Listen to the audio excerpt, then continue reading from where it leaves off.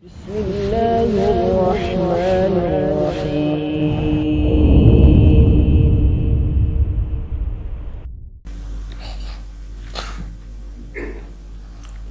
بسم الله الرحمن الرحيم. السلام عليكم ورحمة الله وبركاته. إن الحمد لله نحمده ونستعينه ونستغفره ونعوذ بالله من شرور أنفسنا وسيئات أعمالنا. من يهده الله فلا مضل له ومن يضلل فلا هادي له. وأشهد أن لا إله إلا الله وحده لا شريك له وأشهد أن محمدا عبده ورسوله صلى الله عليه وعلى آله وصحبه أجمعين وسلم تسليما كثيرا. أما بعد.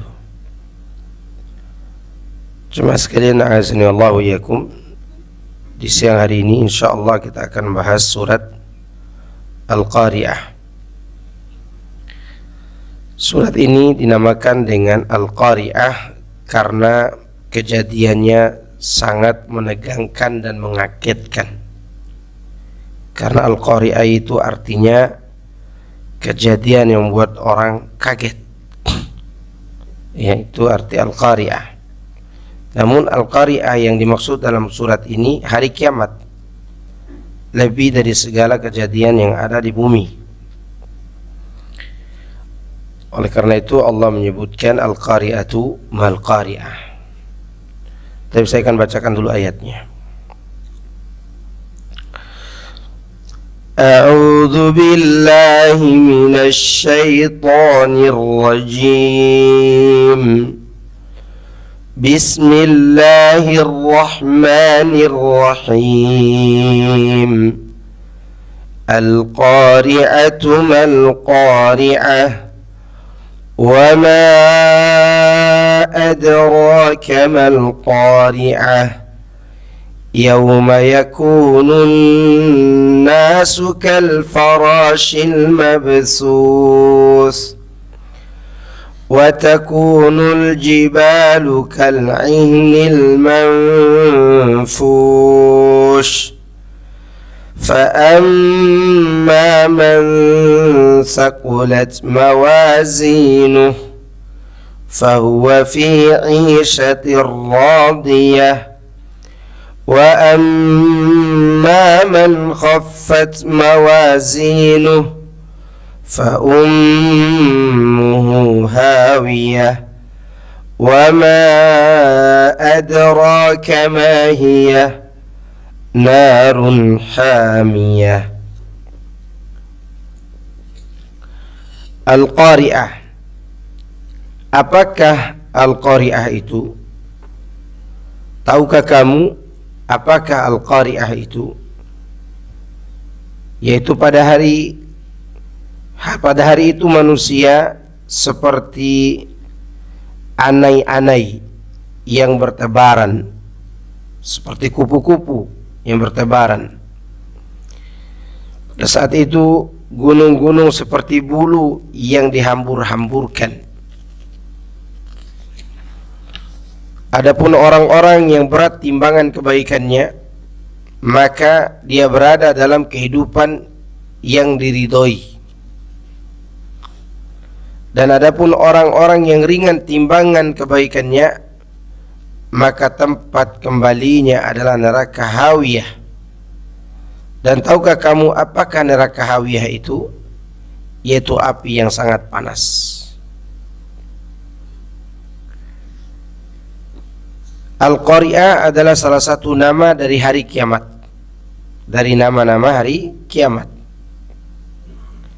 Seperti nama lainnya, di antara nama hari kiamat yang lain Al-Haqqah, kemudian At-Tammah, kemudian As-Sakhah, Al-Ghashiyah, dan masih banyak lagi nama-nama yang dinisbatkan kepada hari kiamat, termasuk Yaumul Ba'ats, hari kebangkitan, Yaumul Hasrah, hari penyesalan, ya. Semua itu nama lain dari hari kiamat. Termaksud di sini adalah Al-Qari'ah. Kemudian dengan mengagungkan urusan hari kiamat ini serta membesarkan keadaannya, Allah berfirman dengan menggunakan kata tanya. Di mana Allah mengatakan mal qari'ah wa ma adraka mal qari'ah. Apa hari kiamat itu dan tahukah kamu apa hari kiamat itu? Bentuk kalimat seperti ini dalam bahasa Al-Quran ini merupakan kalimat yang ingin menjelaskan tentang betapa luar biasanya hari tersebut dan betapa agungnya perkara hari kiamat. Lebih lanjut Allah menafsirkannya, yaitu menafsirkan Al-Qari'ah. Ini namanya menafsirkan ayat Al-Quran dengan ayat Al-Quran juga. Kalau ada yang bertanya apa arti Al-Qari'ah, secara tafsir artinya adalah yauma yakunun nasu kal farashil mabthus. Itu artinya. Pada hari itu manusia seperti anai-anai yang bertebaran sampai akhir surat. Itu penafsiran Al-Qari'ah. Yang dimaksud kal farashil mabthus yakni dalam hal ketersebaran, perpecahan, kepergian dan kedatangan mereka karena perasaan bingung atas apa yang mereka alami. Seakan-akan mereka itu seperti kapas yang dihambur-hamburkan. Sebagaimana yang difirmankan oleh Allah dalam ayat yang lain, Suratul Qamar ayat 7. Ka'annahum jaradun muntashir. Seakan-akan mereka itu belalang yang bertebaran. Ya. Ini kondisi kita nanti dari kiamat. Kita ini akan saling meninggalkan. Tidak ada yang peduli dengan orang lain. Kalau sekarang kita masih bisa cari muka pada orang, tapi suatu saat nanti udah tidak ada lagi yang peduli dengan kita. Sebagaimana kita pun tidak peduli lagi kepada orang.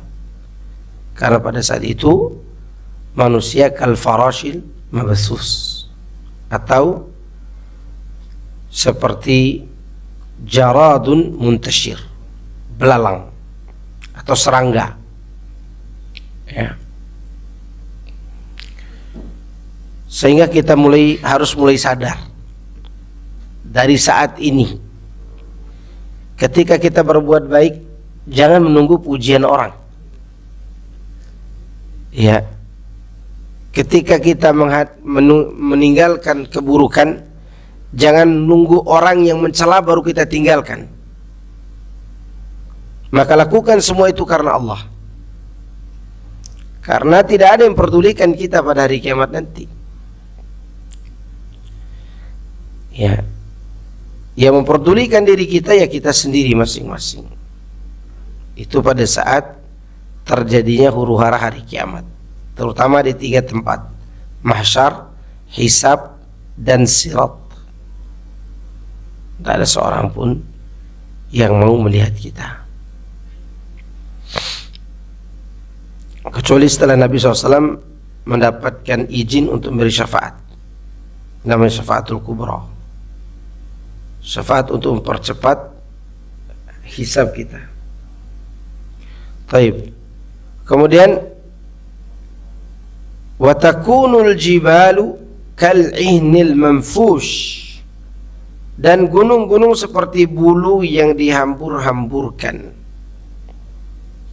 Maksudnya gunung-gunung itu seperti bulu-bulu yang dihambur-hamburkan, yang mudah terbang dan mudah robek.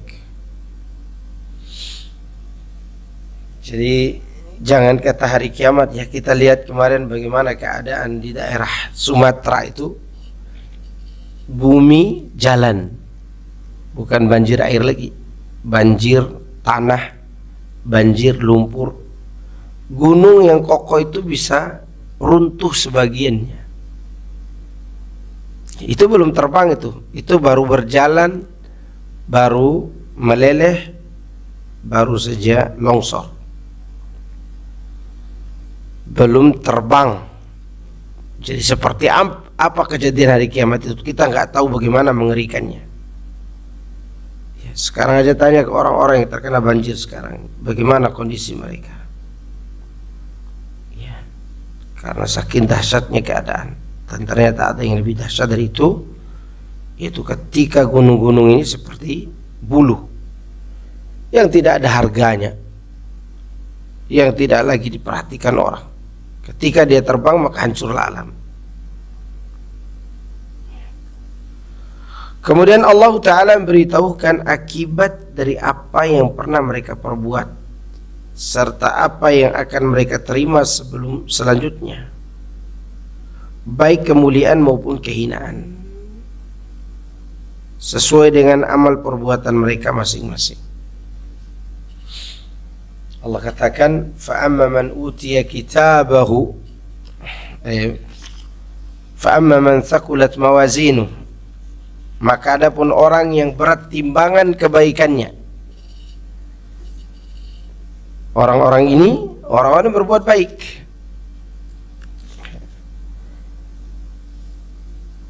Kebaikannya lebih unggul daripada keburukannya. Itu yang dimaksud dengan beratnya timbangan kebaikan. Apa yang akan dia dapatkan? Fahuwa fi 'isyatir radiyah, maka dia berada dalam kehidupan yang memuaskan. Perhatikan ayat ini. Ayat ini menceritakan tentang keadaan kita, bahwa kita ini berada antara berbuat baik dan berbuat buruk, dan tidak bisa terlepas dua-duanya. Pasti orang ada kebaikannya, ada keburukannya. Maka ketika kebaikannya lebih banyak, maka dia selamat. Ketika keburukannya lebih banyak, maka dia tidak selamat. Ada nggak orang yang antara kebaikan dan keburukannya sama? Ada nggak? Ada atau tidak? Kalau ada, tolong dalilnya apa? Orang yang kebaikan dan keburukannya sama, di sisi Allah dia tidak masuk surga dan dia tidak juga masuk neraka. Kemana dia masuk? Yang jelas bukan masuk kantor pagi hari ya. Dia masuk ke satu tempat namanya A'raf. Makanya ada surat Al-A'raf. A'raf itu pagar tinggi yang temboknya tebal dan tinggi. Entah bagaimana bentuknya kita tidak tahu. Yang jelas dia berada di antara surga dan neraka. Bagian dalamnya rahmat, bagian luarnya adab. Itu disebut dengan A'raf. Dan akan ada penduduk di atasnya, orang-orang yang antara kebaikan dan keburukannya sama, atau orang-orang yang pergi jihad tapi tidak minta izin sama kedua orang tuanya, lalu mati syahid. Karena mati syahid dia tidak dimasukkan ke neraka. Karena tidak minta izin sama orang tuanya, dia belum dimasukkan ke surga. Ya, inilah diantara orang-orang yang tidak berat timbangan kebaikannya dan juga tidak ringan timbangannya. Artinya kebaikan dan keburukannya terhitung sama. Nah, yang diceritakan oleh Allah ini yang berat timbangan kebaikannya, dan itu menunjukkan bahwa nggak ada di antara kita ini yang lolos dari dosa. Nggak ada. Karena Allah katakan, فَأَمَّا مَنْ سَقُلَتْ مَوَازِينُهُ, berarti ada amalan yang ringan, yaitu dosanya.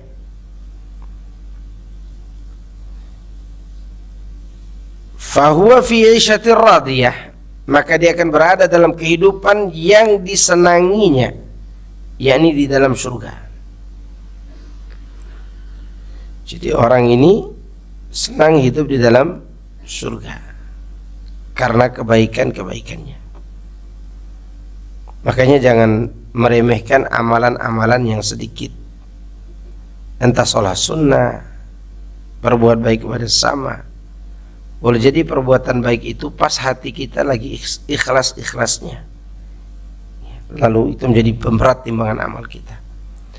termasuk kanzun, perbendaharaan yang kita tabung di dunia, namun di surga kita memetik buahnya, yaitu memperbanyak zikir. Subhanallah walhamdulillah wa la ilaha illallah Allahu akbar. Ini kanzun min kunuzil jannah, termasuk perbendaharaan tabungan yang taruh di surga. Yang memberatkan timbangan kebaikan kita diantaranya subhanallah wa bihamdi subhanallahil azim. Sebagaimana Nabi SAW mengatakan, kalimatani khafifatani ala lisani saqilatani fil mizan habibatani ila rahman subhanallah wa bihamdi subhanallahil azim. Ada dua kalimat yang mudah diucapkan dengan lisan dan dia berat di timbangan kebaikan dan dicintai oleh Ar-Rahman, yaitu kalimat subhanallah wa bihamdi subhanallahil azim. Ini diantara pemberat timbangan kita nanti. Bahkan subhanallah dan alhamdulillah itu memenuhi timbangan. Subhanallah walhamdulillah tamla'ani atau tamla'u ma baina samai wal ardi. Alhamdulillah dan subhanallah keduanya memenuhi timbangan, atau dia memenuhi apa yang ada di antara langit dan bumi. Ya, hanya saja kita malas mengucapkannya. Kalimatnya mudah, subhanallah wa bihamdi subhanallahil azim. Ada yang tidak hafal zikir ini? Semua saya yakin hafal subhanallah wa bihamdi subhanallahil azim. Namun apa yang memberatkan kita untuk mengucapkannya? Hati yang tidak terbiasa, hati yang lalai. Maka untuk menambah kebaikan kita harus banyak berzikir, termasuk banyak beristighfar kepada Allah Subhanahu wa ta'ala. Taib. Kemudian wa amma man utiya kitabahu wa amma man khaffat mawazinuhu. Dan adapun orang yang ringan timbangan kebaikannya, yakni amal keburukannya lebih unggul daripada kebaikannya. Biasanya ini terjadi pada diri orang kafir dan munafik. Itu menunjukkan orang fasik pun punya amal kebaikan, namun sedikit. Orang kafir punya kebaikan, punya, tapi kekufurannya mendominasi semua kebaikannya, sehingga batallah kebaikan-kebaikannya itu karena kekufuran dan kemusyrikan orang tersebut. Nah, apa yang didapatkannya? Fa ummuhu hawiyah. Di sini Allah menyebut kata ummu yang diartikan tempat kembalinya. Padahal ummu atau ummi itu apa artinya? Ibu. Ya, maka diartikan tempat kembali, karena memang orang itu biasanya kalau lagi rindu sama ibunya dia kembali. Nah, sekarang tempat untuk mengembalikan orang-orang kafir ini kemana? Hawiyah. Hawiyah itu artinya neraka, neraka hawiyah. Apa itu neraka hawiyah? Disebutkan pada ayat setelahnya, narun hamiyah. Neraka yang airnya panas mendidih. Ya. Perhatikan kalimat hawiyah, jemaah sekalian. Hawiyah nama salah satu neraka. Hawiyah itu meskipun diartikan dengan narun hamiyah, dia memiliki makna harfiah. Makna harfiahnya adalah hawa yahwi, yang artinya terjun bebas dengan kepala di bawah. Itu arti hawa yahwi. Nanti diambil darinya kata hawiyah. Dan ini dapat dipahami bahwa penduduk neraka itu ketika dilempar ke neraka kepalanya duluan. Itu yang diartikan secara harfiah. Kalau diartikan secara tafsiriyah, ya narun hamiyah, neraka yang mendidih, panas. Tapi kalau diartikan secara harfiah, hawiyah itu adalah tempat untuk menerjunkan kepala duluan. Ada orang dari atas Monas, karena dia LGBT misalnya, dilempar oleh penguasa, kepala di bawah, itu namanya hawiyah. Maka neraka ini dinamakan neraka hawiyah karena pelakunya dilempar dalam keadaan kepala di mana? Di bawah. Dan mereka berada di dalam pangkuan neraka. Oleh karena itu neraka dinamakan oleh Allah di sini apa? Ummu. Fa ummuhu hawiyah. Kalau diterjemahkan secara harfiah, ummu itu artinya apa? Ibu. Pangkuan ibu. Tapi yang dimaksud di sini adalah pangkuan neraka. Arti tempatnya adalah neraka hawiyah. Artinya maka dia akan jatuh ke neraka jahanam dengan kepala di bawah. Nah, itu dia. Berarti tafsir yang ini mengikuti makna harfiah.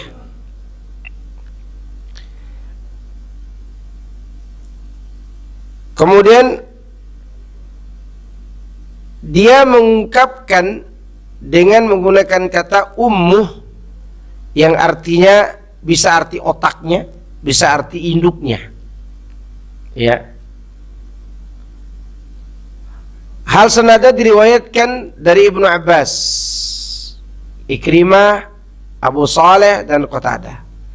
Ada juga yang berpendapat artinya tempat yang menjadi rujukan dan kembalinya pada hari kebangkitan kelak adalah neraka hawiyah. Hawiyah ini adalah salah satu nama neraka.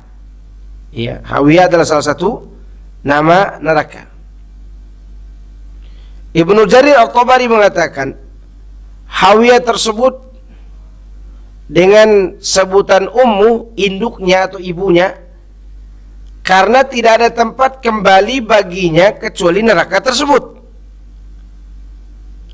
Oleh karena itu Allah Ta'ala berfirman sebagai tafsir dari kata hawiyah, wa ma adraka ma hiya narun hamiyah.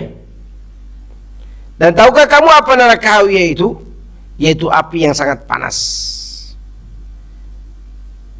Karena neraka itu benar-benar sangat panas dan mempunyai kobaran dan sengatan yang sangat kuat.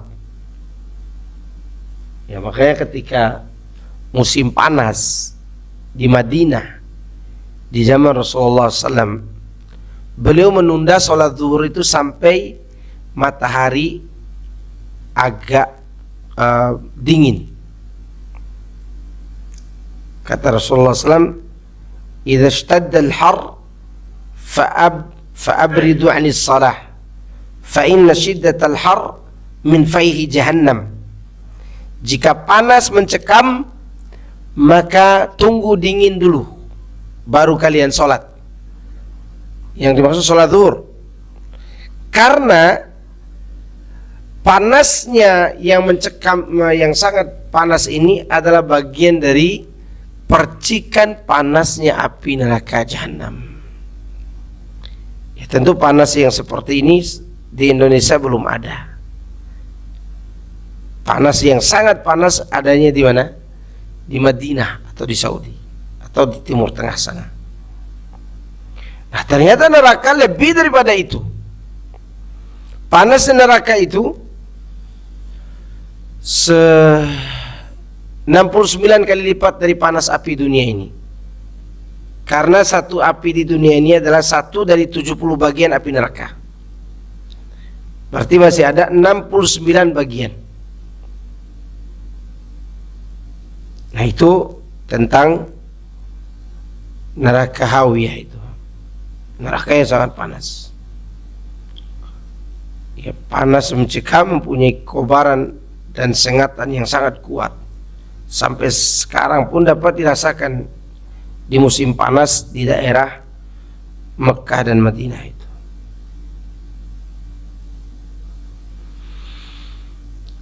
Karena neraka itu benar-benar sangat panas dan punya kobaran yang sangat menyengat dengan kuat, Abu Mus'ab meriwayatkan dari Abu Hurairah dari Nabi SAW, beliau bersabda, naru bani Adam lati tuqiduna juz'un min 70 juz'an min nari jahannam. Api anak cucu Adam yang biasa kalian nyalakan itu hanyalah satu bagian dari 70 bagian neraka jahanam. Api neraka aja tidak mau masuk neraka. Api ini nggak mau masuk neraka. Ya.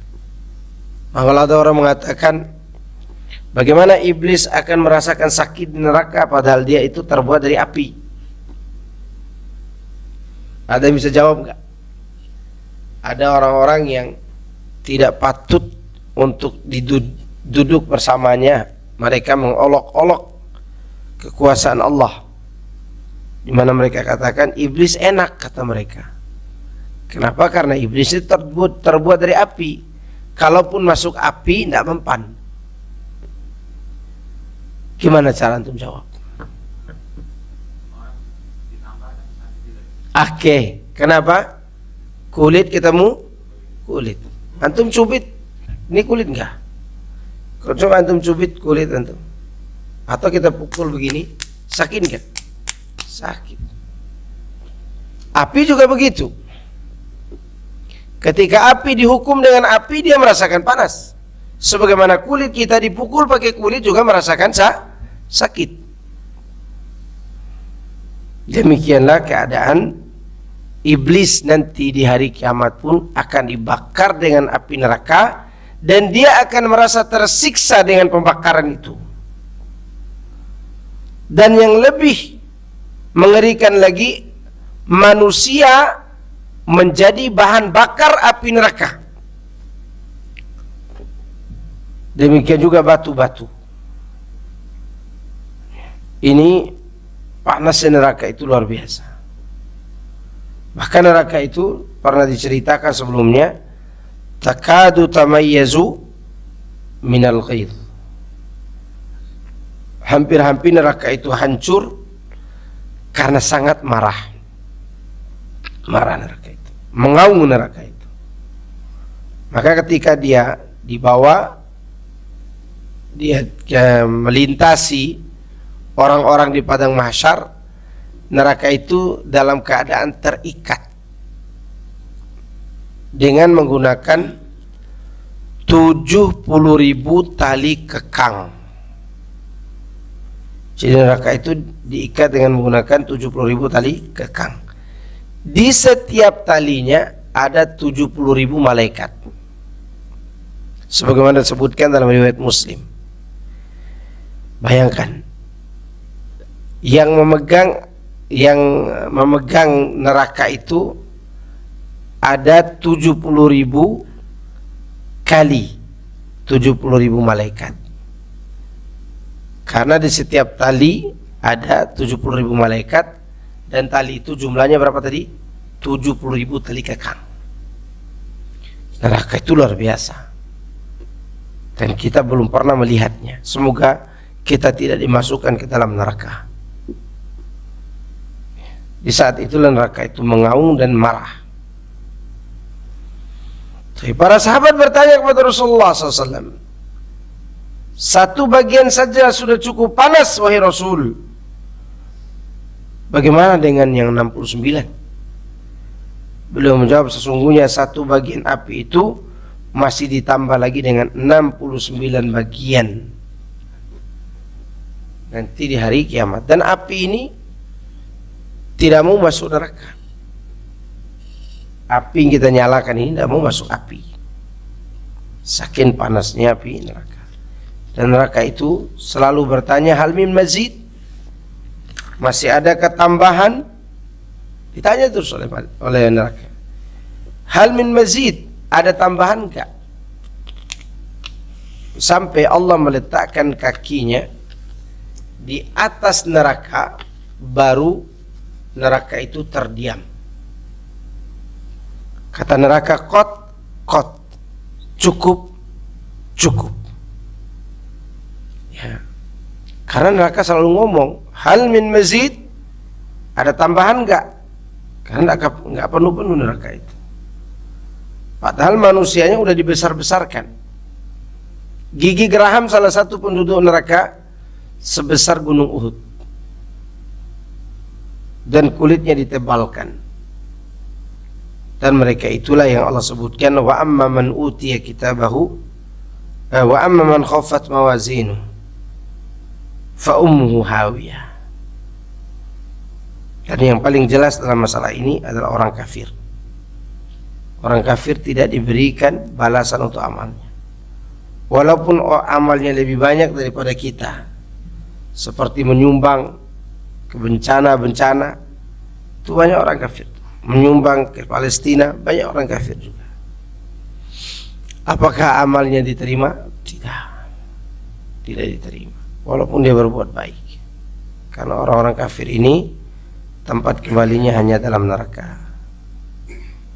Ada orang mengatakan bahwa orang kafir itu juga masuk surga, kata dia. Seperti yang disebutkan oleh Bapak Gufron, ya, yang Mama Gufron yang gondrong. Dia katakan semua penganut agama akan masuk surga, kata dia. Lalu mau dikemanakan ayat Allah, innal ladzina kafaru min ahlil kitabi wal musyrikin. Mau dikemanakan kasusnya Abu Talib yang dia beragama musyrik, karena mati kafir maka dia masuk neraka. Itu mengenai neraka hamiyah atau neraka tempat kembalinya orang-orang yang amal kebaikannya sedikit. Tapi faedah dari ayat-ayat ini, pertama tentang kengerian hari kiamat, maka dinamakan Al-Qariyah.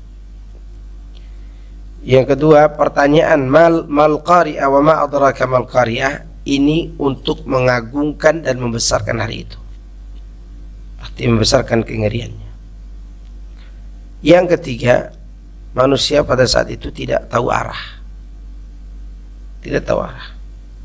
Karena sekian beratnya suasana huru-hara itu. Yang keempat, wajib meyakini adanya mizan. Mizan itu timbangan amal. Dan wajib juga kita meyakini bahwa yang ditimbang itu ada 3: amal, orangnya, dan lembarannya. Amalnya, orangnya, lembarannya. Dalil yang menunjukkan bahwa orangnya juga ditimbang, dan dalil Abdullah bin Mas'ud naik pohon korma. Nabi berkata kepada para sahabat yang lain yang menertawakan betisnya Abdullah bin Mas'ud. Memang Abdullah bin Mas'ud itu kecil betisnya, tapi naik kurma. Para sahabat bertanya, apa orang yang kurus betisnya ini disuruh naik kurma ya Rasulullah? Nabi mengatakan, lahiya athqalu fil mizan. Sungguh betis yang kecil ini sangat berat di timbangan kebaikannya. Ya, tapi di sini tidak berlaku gemuk-gemukan badan seperti sapi yang mau dipotong pada waktu Idul Adha. Bukan. Jadi badan yang dipakai beramal, itu yang akan berat timbangannya. Kaki yang biasa dipakai ke masjid, tangan yang biasa dipakai untuk berdoa dan berinfak, ya, semua itu akan ditimbang. Nah, barakallahu fikum. Kemudian di antara faedah di sini ada orang yang amal kebaikannya lebih banyak, ada juga yang keburukannya lebih banyak. Kemudian tempat kembali orang yang baik tentunya di surga, sedangkan tempat kembali orang kafir atau orang fasik adalah di neraka hawiyah, neraka di mana kepala mereka dilemparkan duluan daripada tubuhnya, maksudnya kepala di bawah.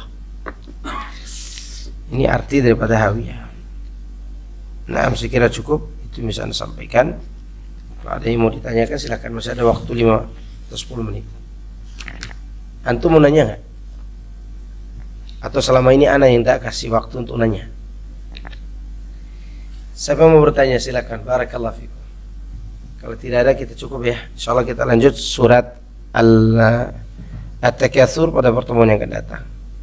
Subhanakallahumma wa bihamdika asyhadu an la ilaha illa anta astaghfiruka wa atubu ilaik. Assalamualaikum warahmatullahi wabarakatuh.